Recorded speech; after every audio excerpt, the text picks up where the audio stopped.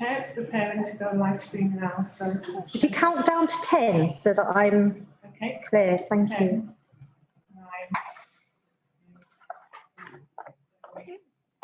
6, 5.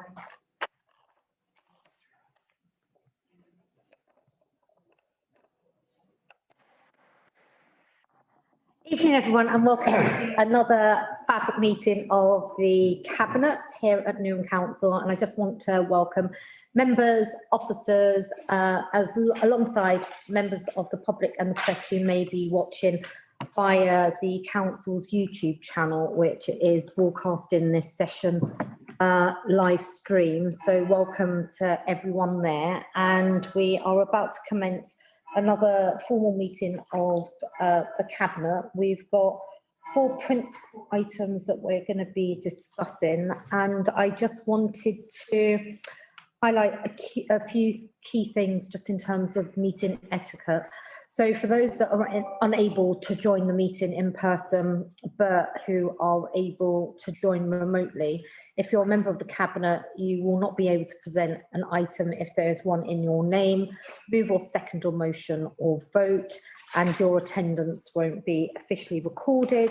And in terms of other elements of meeting etiquette, can I please ask that if you wish to speak to an agenda item that we're going to be considering this evening, if you could kindly raise your hand if you're in the chamber, and if you are on Zoom and you're a member of the executive, please use your virtual hand on the Zoom dashboard. But I don't actually think there's anyone joining from the executive virtually, but I will come to that in a moment when I ask Clerk to the committee, Shirley Fortune, who's with us this evening. So can I also just remind members and officers, when you are speaking, if you could kindly introduce yourselves and the role that you occupy.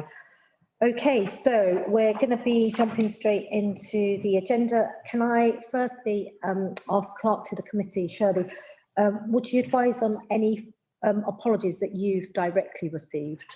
Thank you, Mayor. Apologies for absences we've received from councillors Garfield and Councillor Daywood. Okay, Councillor Darwood. Right, okay, thank you. And any colleagues here want to give apologies, like Councillor Shirley McLean. Okay, so that's also to add to the names that you've got, Shirley, Councillor Shirley McLean. Right, so can I just draw everyone's attention to the declarations of interests covering pages 7 and 8, and you'll note that this pertains to the Code of Conduct with regards to disclosable pecuniary and non-pecuniary interests concerning any matters that we're going to be considering and taking decisions on this evening. So can I ask if there are any declarations of interest that need to be made with regards to these papers? I've got one myself. Okay, I'm going to take Councillor John Whitworth first. Thank you, Chair. Yes, a conflict of interest for agenda item 7. I'm a council leaseholder. Okay, fine. No. It's okay, dear, that's fine. Okay, great. Councillor Sarah Ruiz. I'm not sure whether it's a pecuniary or non-pecuniary, but I own and live in a property on the Wood Grange estate. So it may not affect me at this very moment, but should I wish to do anything, it might affect me. That's correct. If you wish to do anything, it would affect you, but you're saying at the present time it Doesn't.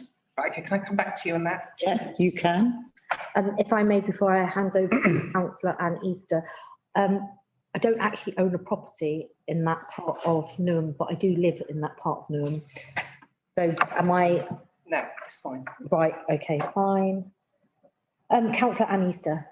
I own a property on the Wood Grange estate, which I let out. Right, okay, so we're just going to get some advice. Yeah, I'm just going to check. It should be fine. Okay, just let's take a few moments to get some advice. Officer. Sorry, just bear with me. Don't worry. Checking. The court is number 7. Of course, I always come really cheaply and say that if they ever monitored or did anything. It was 8, sorry, it was 8. Chair, Oh, sorry. I've been pointed out, it's agenda item 8, not 7. Okay, that I've got the conflict of interest for, thank you. okay, I don't live in Amber Court. okay. Not yet. Not yet, anyway, John.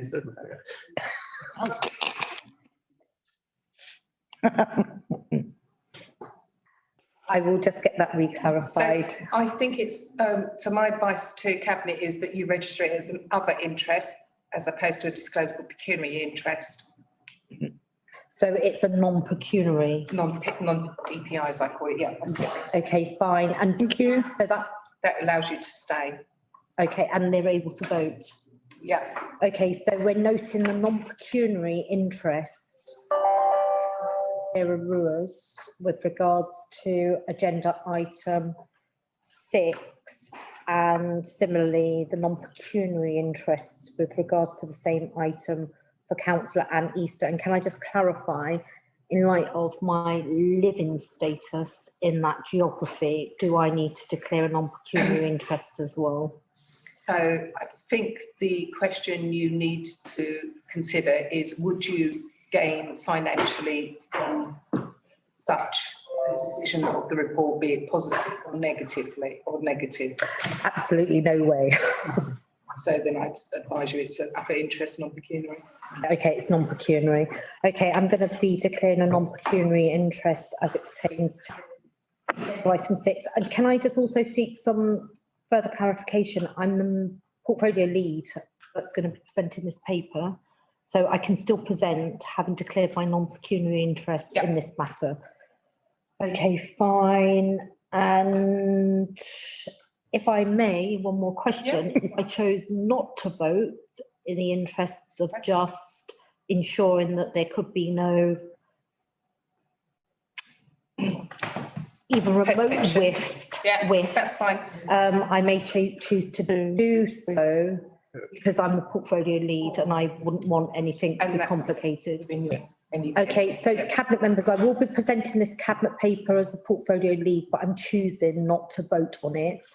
And so this will be voted on by cabinet members only. Okay.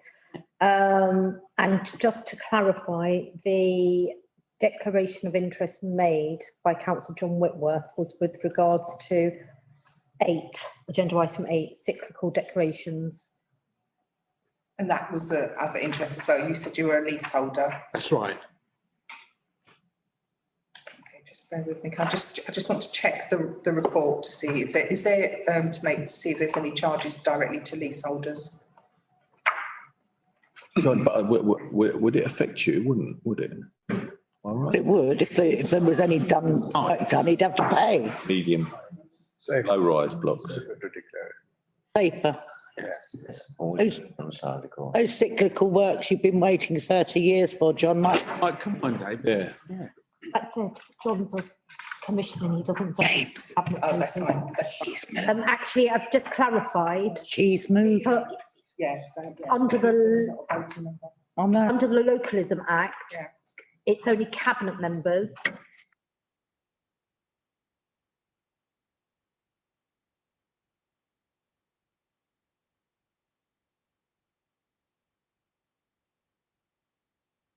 For the transparency, we'll note it in any case. Yeah. Sorry, I might have spoken on it. Yeah. Sorry, go on. Sarah touched the mic and it was turned off. So I've touched it back now. Oh, okay, fine, right. Multitasking. So, we are now going to be going to the minutes of the last meeting held on the 8th of September. That's the last meeting of cabinet and the decisions that were made at that cabinet meeting. I'm going to ask, on the basis of assuming that everyone's read the minutes, we approve the minutes as an accurate record of decision making of the cabinet on the 8th of September. Is that agreed? Agreed. Agreed. That's agreed, Joy. And then going to Shirley even. I'm so sorry, Shirley. Forgive me. Appointments to outside bodies. There are no announcements as it pertains to appointments to outside bodies. Right, now we're going to be moving to the detailed items. The first paper, colleagues, is the Future New and Progress and Next Steps Cabinet paper, which is covered in big page number 15 to 4. And it relates to the transformation programme phase known as Future Newham we embarked on last term, and it is all about ensuring that the council as a local authority entity institution has at its heart its public service delivery requirement for the public good, and it's a people's organisation because we respond to the needs and challenges, but also to enable the opportunities of our residents and businesses in the borough, ensuring that the council is 21st century. So, oh, I'm so sorry. Excuse me. This is from drinking. Yeah. It wasn't deliberate, I promise you. Okay, so colleagues, as you'll recall, for those that have been in cabinet for a while,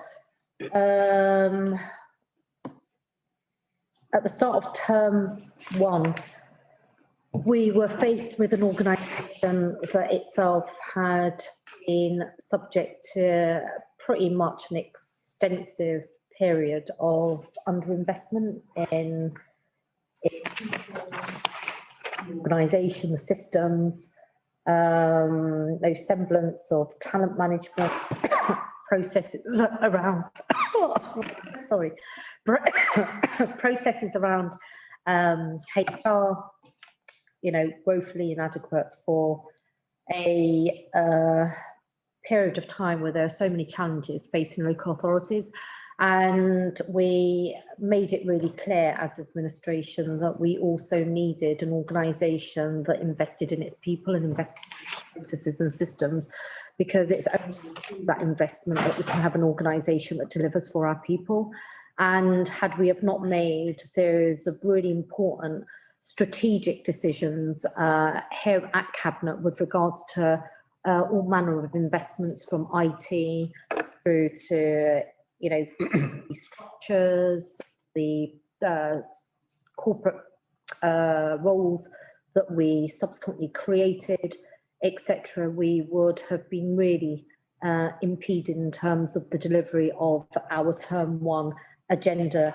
And as much as there has been some great work that has progressed since then, and we've built some really good solid foundations, there's more to be done.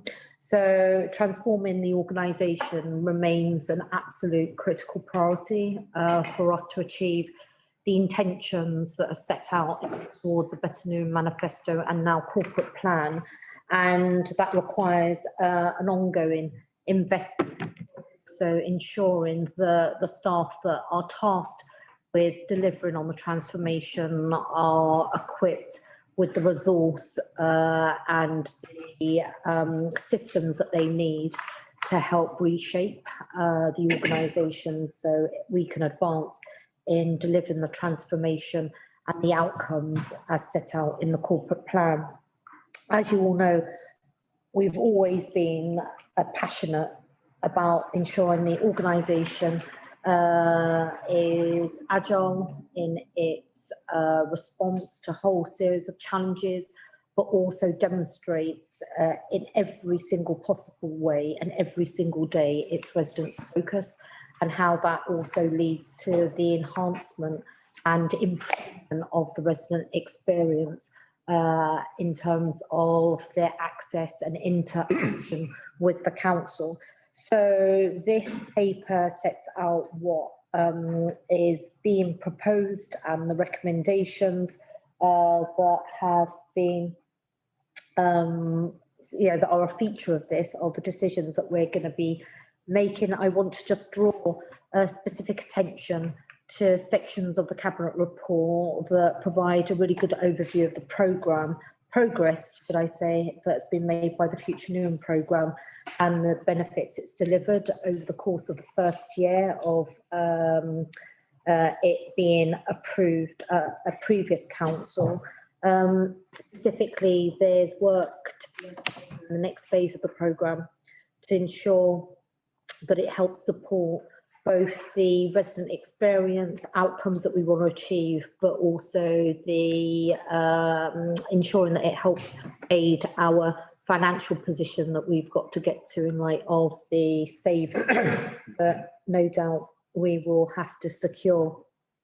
I just also wanted to highlight that we're being asked to approve the proposal to fund £940,000 of costs for the second year of the programme to deliver on the key aspects of the next phase. At this juncture, I'm going to pause and invite James Partis to properly introduce himself and then just add any further explanation to this report. Thank you, Mayor. I'm James Partis. I'm the Assistant Chief Executive, Chief Transformation Officer, who's been overseeing Future Newham and Smart Newham programme over the last 2 years. Thanks for a very comprehensive introduction. I won't take up too much time to take you through the report, apart from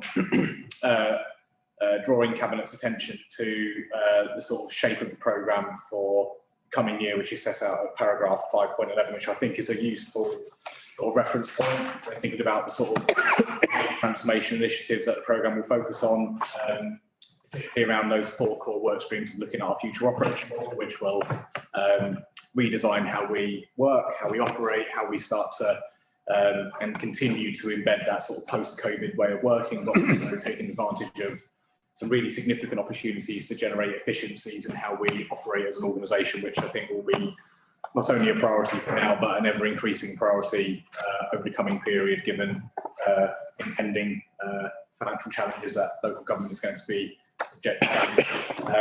Workstream 2, which is a continuation of our Changing Together programme, which will take further forward the work already started around embedding outcomes-based performance in the organisation, thinking about our future skills and capabilities that we need to be fit for purpose for the coming decade, but also embedding some of the really important work we've done around improving core compliance and basics in the organisation. Our assets programme, which has already released some substantial savings into the corporate MTFS, first year was identified and secured £2 million of the £3 million savings target. We know that further and more innovative and expansive ideas are coming forward through that particular work stream, which will help significantly respond to upcoming budget challenges if that work stream comes forward at pace, which the investment will allow us to do. And then work stream 4, which is a really critical programme connected to our Newham Sparks programme as well, which is a range of innovative programmes that will transform our digital and experience, as well as really harnessing the potential of data and digital for the coming period. And full details of those sort of programmes are set out in associated appendices for your attention. We expect to be regularly providing updates to Cabinet and to CMT on progress on this programme. And the other thing I'd sort of want to draw attention to is, I think the way we structure the programme itself is one that allows for agility. We're investing on a year-by-year basis in order to ensure that our programme approach remains flexible and live to kind of emerging challenges. Most local authorities are really the ones that are kind of grappling with the uncertain future that we face, are adopting an agile approach that is similar to this. And we expect to learn as we go through the programme, as we have done in year 1, by adopting a sort of year-by-year focus, which will also give Cabinet regular opportunities to kind of measure the impact of this investment, which is positive today. Thank you very much. Colleagues, are there any questions? Councillor Zulfikar Ali. Thank you. It's not a question really, it's a comment really. And firstly, I welcome this report, and it's good to see that the number of milestones which are part of the building fair in Newham have been delivered in the first year. the achievements on the accommodation side in terms of financial strategy and putting in place the basis upon which we assess our performance and accountability are great achievements. And, I'm sure that, the ongoing program will deliver the rest of the priorities that this report identifies. So well done to you, James. Thank you. Thank you very much. Certainly just picking up on that comment, if you could kindly extend our thanks to the entirety of the team that's been involved in both shaping this next phase, but also helping support the delivery of the previous phase. And I think it's important at this point to flag that organisations are nothing without its people. And if people aren't treated well, no strategy in the world can help enable a organisation to be efficient, effective. But more importantly, we have as much duty as members setting strategic and policy direction of the council to ensure that the organisation is a happy place and a positive place and an enabling and empowering place for our staff team to work. And the impact of Future Newham is by no means, a consequence of just a small team. It involves everyone in the organisation to make it work. So I just wanted to formally put on record my thanks to the entirety of the staff team at Newham Council for their commitment to this transformation programme and their belief in what we're trying to do as an administration. So thank you. And if that could be imparted, perhaps that will be very much appreciated. Okay, so I can't see any more questions, though. All right, fine. So the recommendations on big page number 16. For the reasons set out in the report and its appendices, Cabinet is recommended to agree the proposals to fund £0.94 million. That's £940,000 costs for year 2 of the Future Newham programme to enable the delivery of the outcomes and benefits set out in the Cabinet report. Furthermore, Cabinet is asked to note the progress made in year 1 of the Future Newham programme, the benefits it has delivered to date, and the added value that has been generated for the organisation as outlined in section 4 of this report. And then secondly, the work to be undertaken in the next phase of Future Newham to ensure it is equally as impactful and continues to deliver savings and improve council performance and resident satisfaction against the backdrop of further budget reductions outlined in section 5 of this report and in appendix C. Do we agree? Agreed. That's an agreement for everyone, Shirley. Thank you. Okay, so colleagues, we're now moving on to agenda item 6, the update on planning policy document Wood Grange Conservation Area Design Guide. And just by way of reminder, there have been 3 colleagues, including myself, that have declared non-pecuniary disclosable interests. Is that right? Yeah, with regards to this paper. And I'm not going to be voting on the paper because I'm the portfolio lead. And in a similar vein, I'm going to just formally introduce this report. And I'm going to ask Officer Dave Hughes, the Corporate Director of Housing and Inclusive Economy, to just set out the key features of this report, and then I'll open it up to questions, and then we'll go to the vote, but I won't be voting. So formally presenting this paper, and now going to be passing it over to Dave Hughes. Over to you, Dave. Thank you, Mayor. This report seeks to replace an outdated supplementary planning guidance that we've got for the Wood Grange Conservation Area with a new updated design guide.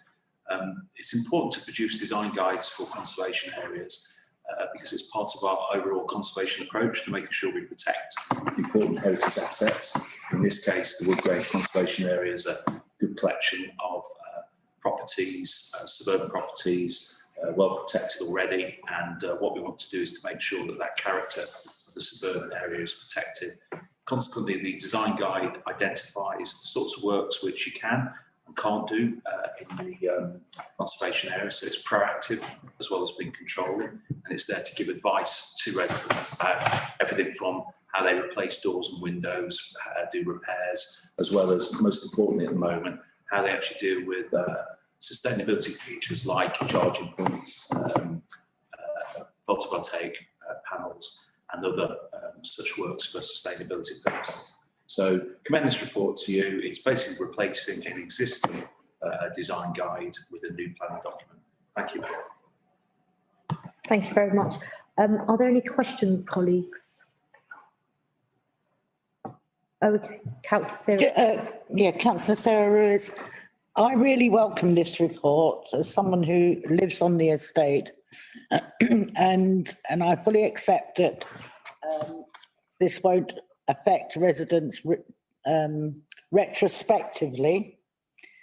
But I am concerned when, because a lot of the comments that have been made by residents have been around the enforcement of it, because if you drive round the estate, there are some absolute abominations of work that has been done.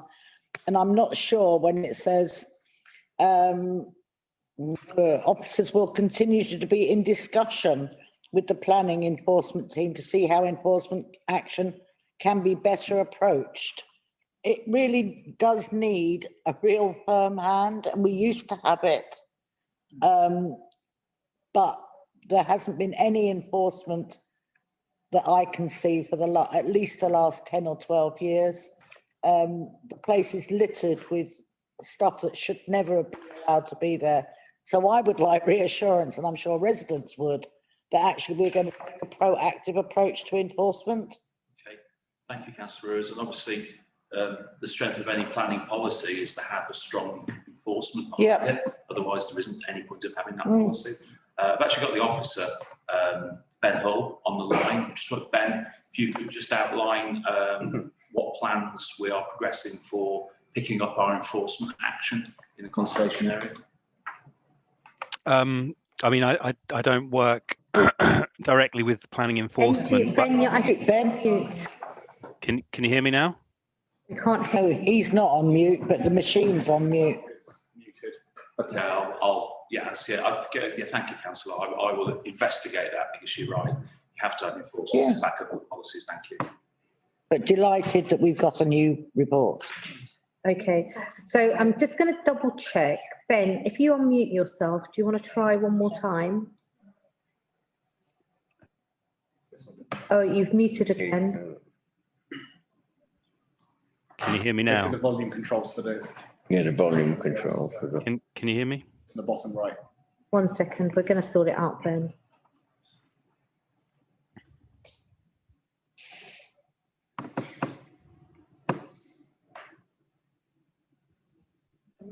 Oh, Pauline. Can you hear me now? 1 second, we're just going to fix this.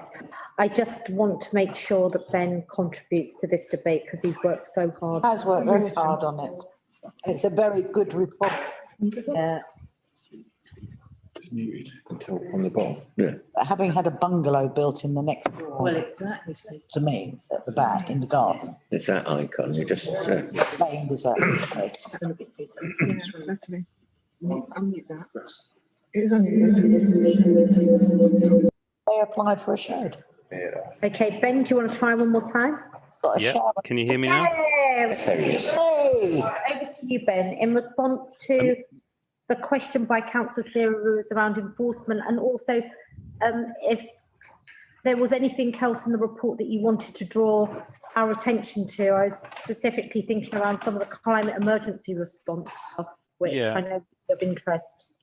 I'm probably not the best person to speak to about enforcement, although, I work, closely with enforcement colleagues. It's not my role, but certainly I know that we do have a large number of enforcement complaints and lots of cases open in the area. And I know that it takes a very, very long time to work through the kind of process. And there's sort of rights of appeal and things like that, which often slows things down. But I think that message about enforcement was something that came out loud and clear in the consultation, and definitely be taking that back to colleagues. In terms of just really to emphasize what's already been said, this is a document which replaces an existing outdated guide. It provides more detailed guidance for residents and planning officers on key issues where the old guide kind of was lacking in detail, so hopefully provides more certainty.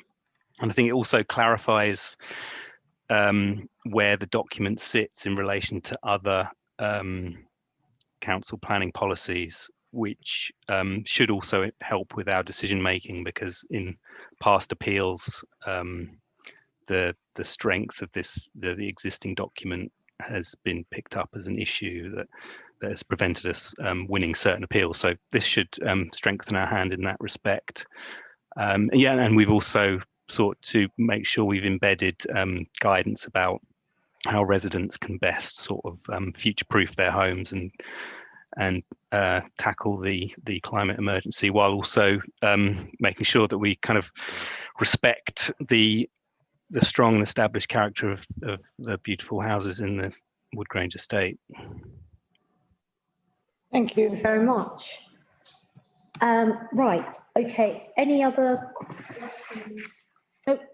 Okay, colleagues, I just wanted to draw your attention to the recommendations on big page number 76. For the reasons set out in the report and its appendices, Cabinet is recommended to supersede by removing and replacing the outdated Wood Grange Conservation Area Design Guide and approve the revised Wood Grange Conservation Area Design Guide in Appendix 1 of the report, and append it to the Wood Grange Character Appraisal and Management Plan.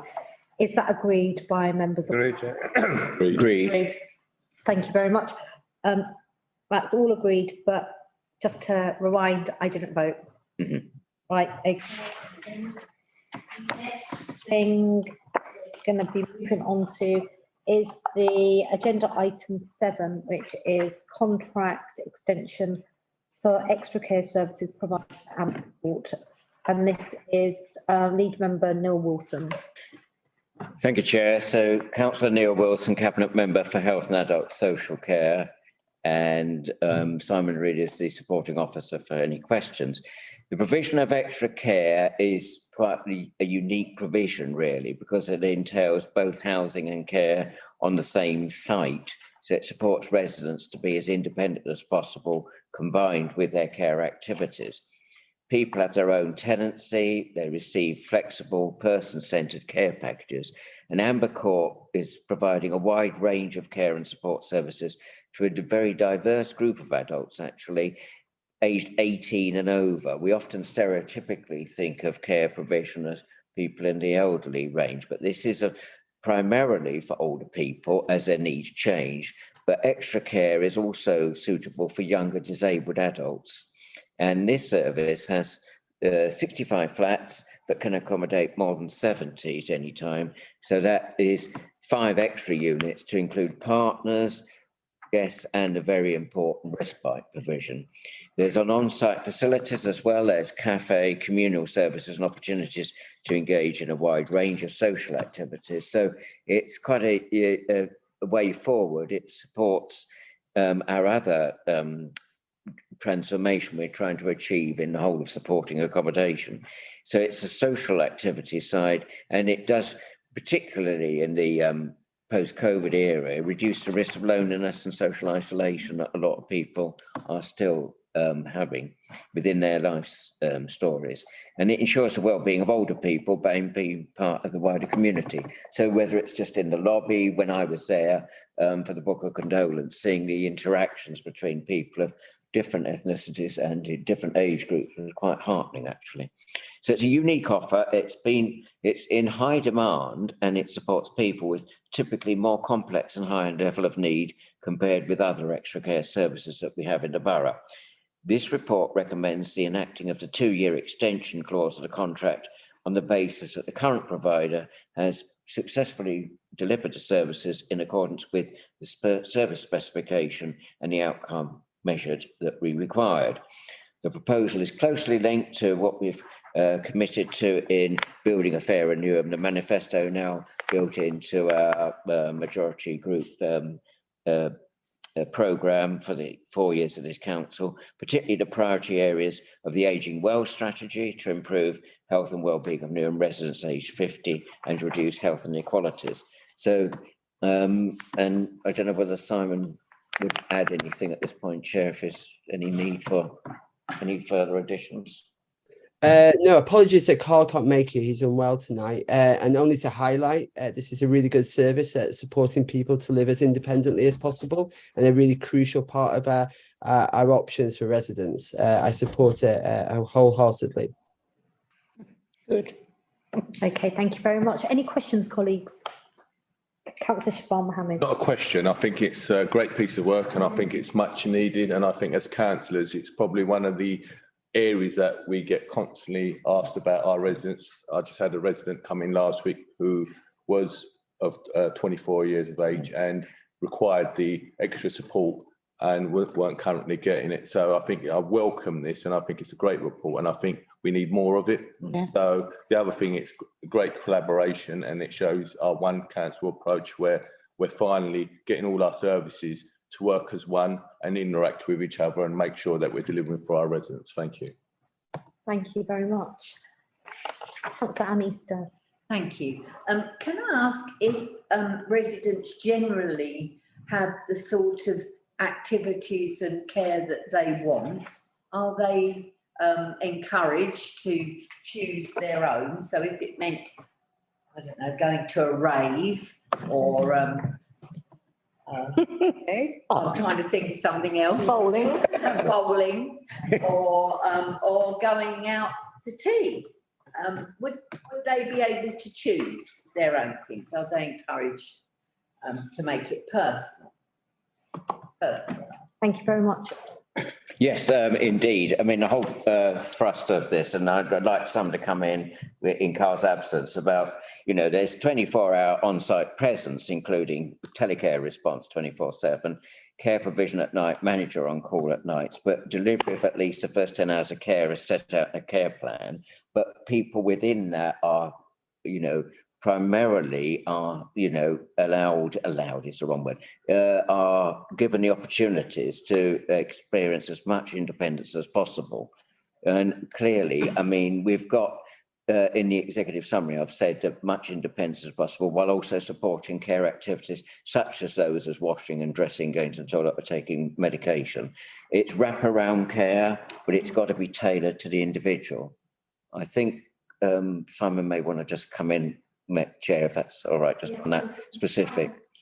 Just to agree, that they are tailored packages of care. I think it's really important people are allowed to do what they want to do. Being forced to do things doesn't help people's motivation. And a lot of this is about motivation and keeping busy and socialising and such like. So they are tailored packages of care.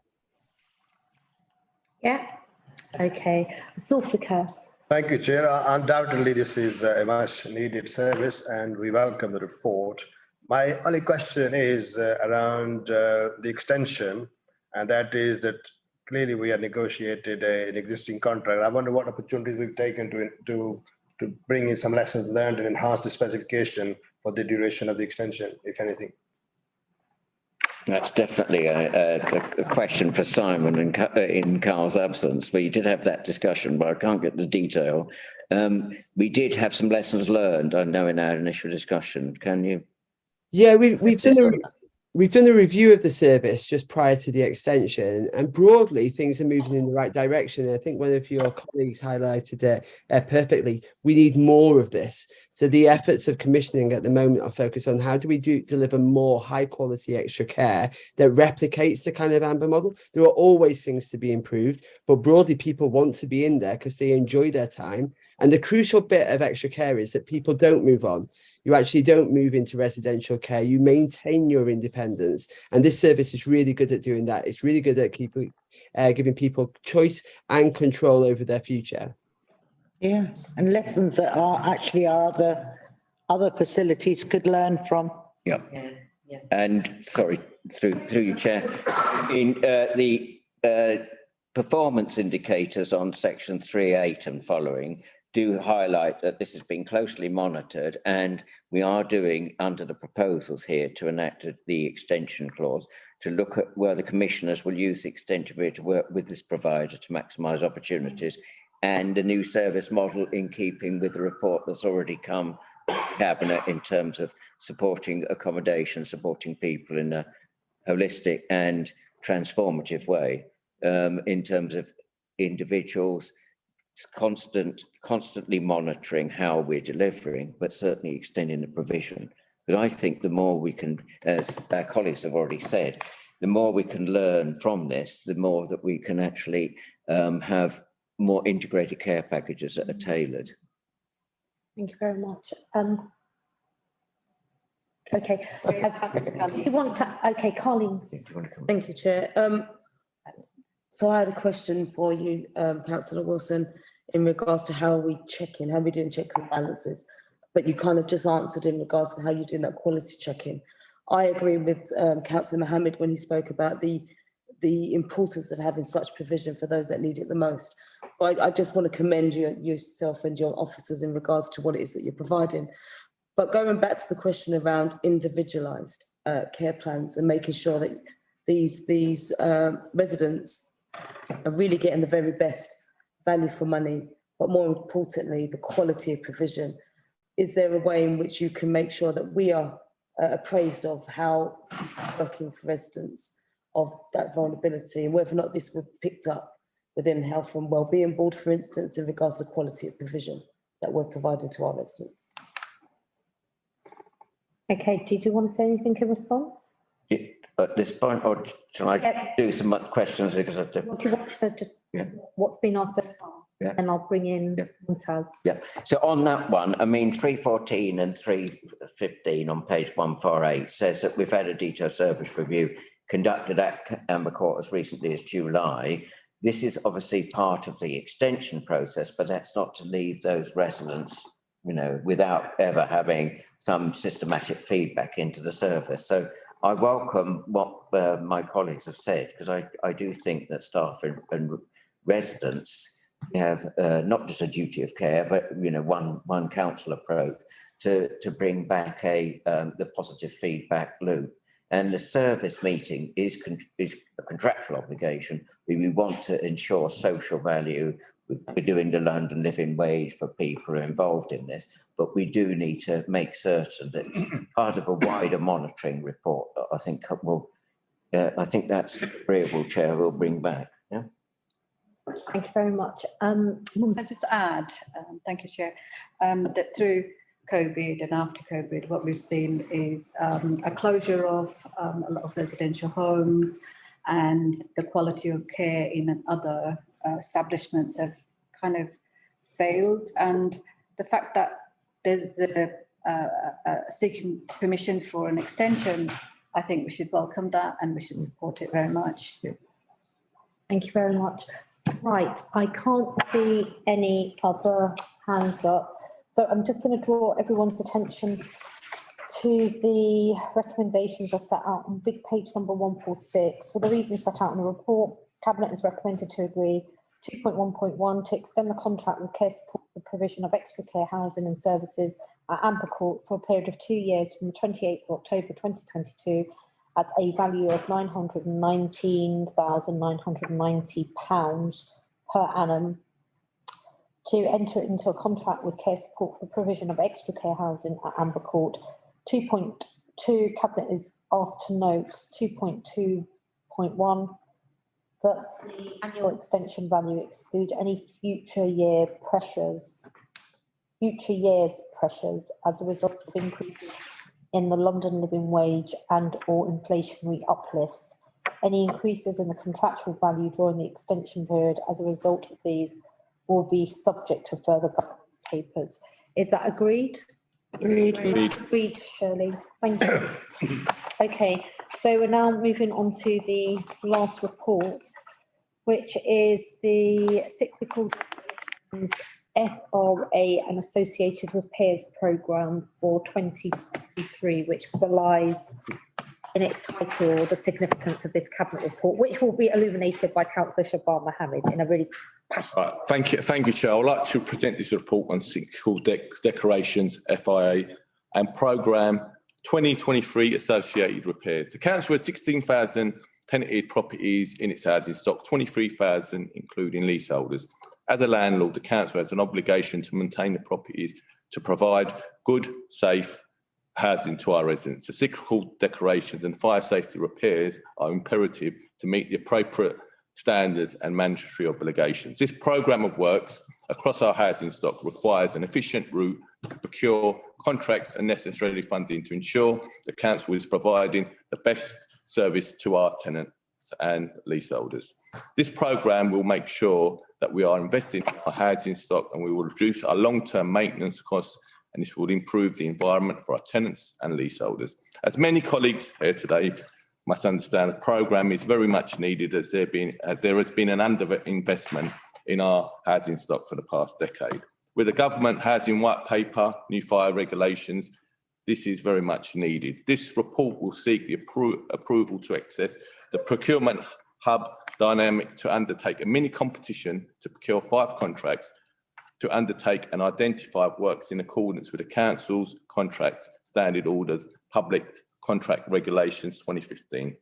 The programme of works is proposed to enable the council to maintain its properties to a fixed standard for renting to our residents and deliver its commitment to ensure the safety of its residents while meeting its statutory obligations to respond to the actions arising from the fire risk assessments. This programme will support community wealth building, successful contract, encourage to use the council's workplace for employment opportunities, and for our residents and contractors must pay the London living wage. Also, this programme will improve the quality of our council stock and increase resident satisfaction. The programme of works is proposed to enable the council to maintain its properties and deliver its commitments, improving the quality of its housing and the community investment, whilst also ensuring the safety of its residents and statutory obligations arising from the fire risk. The programme will consist of 100 low-rise blocks consisting of 402 flats, 67 medium-rise blocks consisting of 471 flats. The fire risk assessment will provided by the building safety team will include 2 low-rise blocks consisting of 154 flats, 1 medium-rise block consisting of 36 flats, and 39 high-rise blocks consisting of 1,955 flats.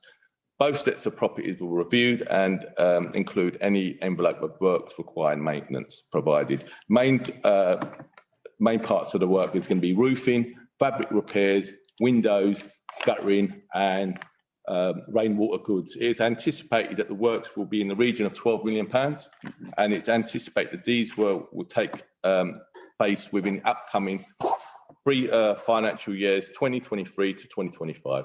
Thank you. Thank you very much. So, Neil Wilson. Yes. Yeah, thanks, Chair. Sorry. So on page 157, para 4.3 says previous considerations for the requirement for stock maintenance have identified a list of properties requiring external envelope decoration maintenance to form on from the current programme, but these have been supplemented with properties arising via complaints and investigations and have identified that breakdown that you've already alluded to. I welcome that, but I just didn't know how that would tie in with the list. It's rather small for us to focus on pages 163 to 165, so that we can get that message across to communicate, because nearly everybody in this room, Chair, will be aware that most of our issues at casework is around housing, and it's about how we might reassure people that it's not just value for money that we're going to see the identification under the procurement hub property work, but that we can get that message that you've complained, we've listened, now this, some transparent action. It's about that process, Chair. And I think the main issue here is we have tenant leaseholder forums. We're actually giving that messaging out to residents. Also, we've got HLOs that will be talking to our residents. So the engagement work is already taking place. And like I said to you, we've got a legacy issue that we want to address. And, you know, in this room, the amount of casework I get as lead member for repairs, maintenance. And I think, you know, it's time that we started uplifting our stock and making sure that we're delivering for our residents. And I think one of the other things that we've got to look at is fire safety. And, you know, we've had a lot of fires in our blocks over the summer. So we have to make sure that the safety of our residents is paramount. So I'm really keen to get this work started and make sure that, you know, we are investing in our stock and we are listening to our tenant leaseholders and delivering for our residents. Thank you. Okay, yeah. Can I come back? Yeah, of course. So, just welcome that. And, you know, the issue really is that we've got some really good work going on here. It's been delayed with the reasons that a lot of us are well aware of. So I want to go back into the past. With the future of this programme, I think it's important that we do use those engagement exercises that you know, the tenants and leaseholder forums. But it's about how we might communicate this to other ward councillors and other community groups, because in the past, we've had, as you know, people with, whether it's my ward or across the borough, saying, why is it happening over there and we're just as bad? It's about how we get those messages that we can't do everything all at the same time. And I think the other thing that we are working on is our TRA. So we're trying to rebuild the tenants associations up around the borough to get that message out as well. And I think, you know, we have to make sure, I think the main thing here is that we have to look at our quality of our stock and make sure that, you know, the stock that is in most need of repair, we tackle that first and deliver that for our residents. I know it's a long programme, but I think it is going to take time. But we should ensure that, you know, areas where it's most needed, we deliver on that. We help those residents in those blocks first. Because I think, you know, the housing white paper and the fire safety bill is going to be crucial to us this term. And also, we ain't looked at retrofitting either. So these sort of areas are going to come into that programme as well. So as we're developing the programme, we will be looking at those sort of areas and developing those as well. Thank you. Councillor Sarah Rose and colleague.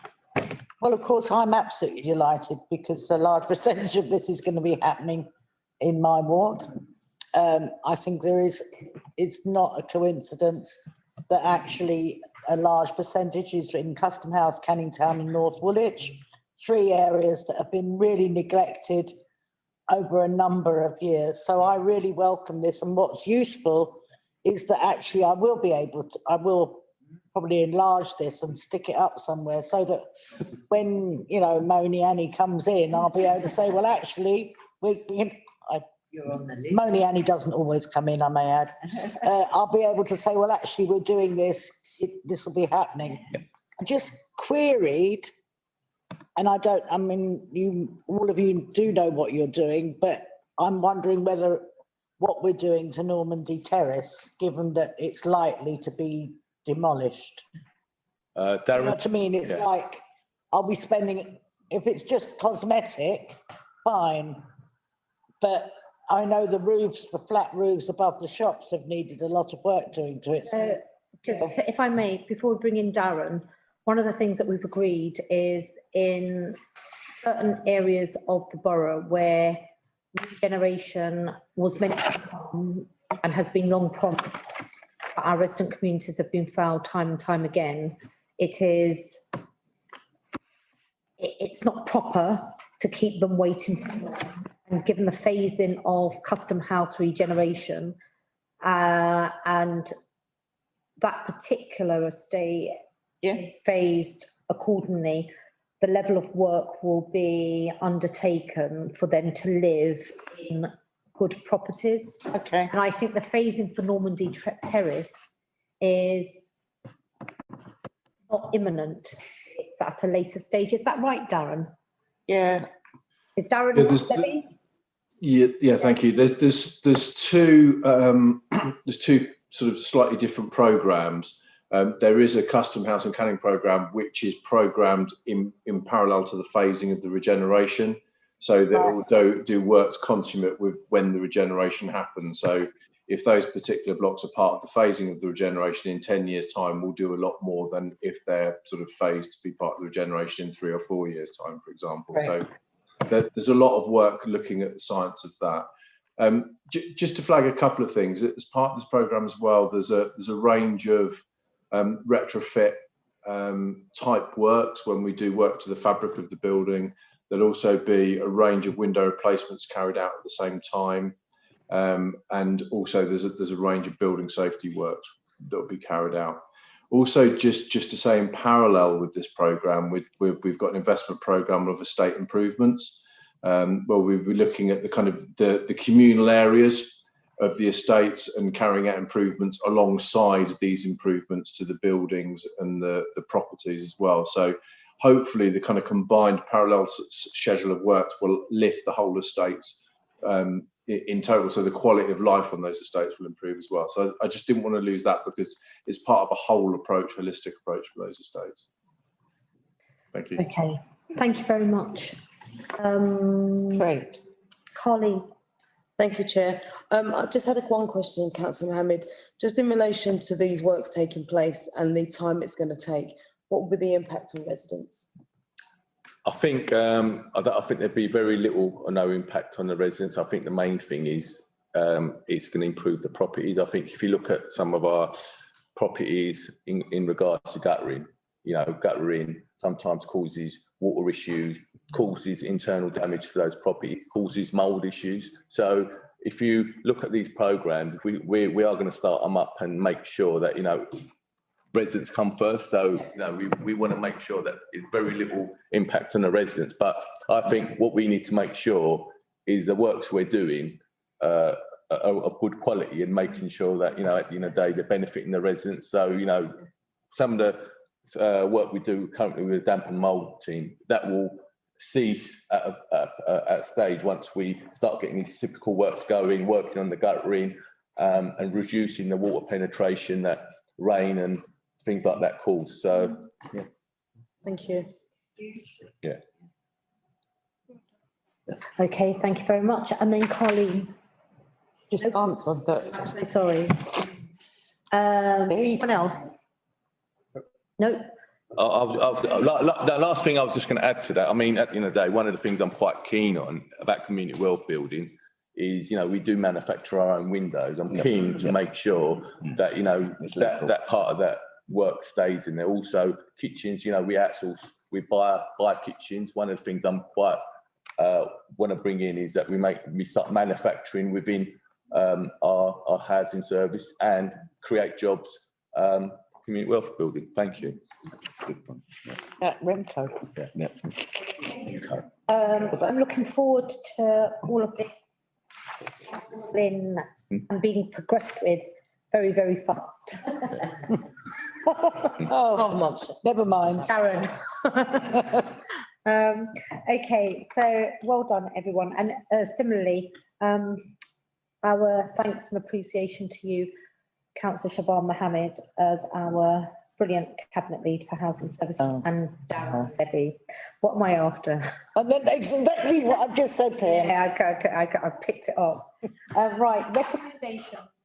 For the reasons set out in the report and its appendices, Cabinet is recommended to agree to procure 5 contracts to undertake cyclical repairs and FRA remedial works by way of mini competition call off from the Procurement Hub Property Works DPS. To delegate authority to the Corporate Director of Inclusive Economy and Housing in consultation with the lead member for Housing Services to 2.1.1, determine the final selection of properties under Appendix 1 to be allocated to each of the 5 contracts under the programme. 2.1.2, determine the final scope of works to be procured and undertaken under each of the 5 contracts in accordance with condition surveys and fire risk assessments referred to below. And 2.1.3, award and enter into the 5 contracts subject to the combined value of the successful tenders falling within the budgetary envelope of £12 million. Do we all agree? Agree. Brilliant. Colleagues, that concludes the business of today's cabinet.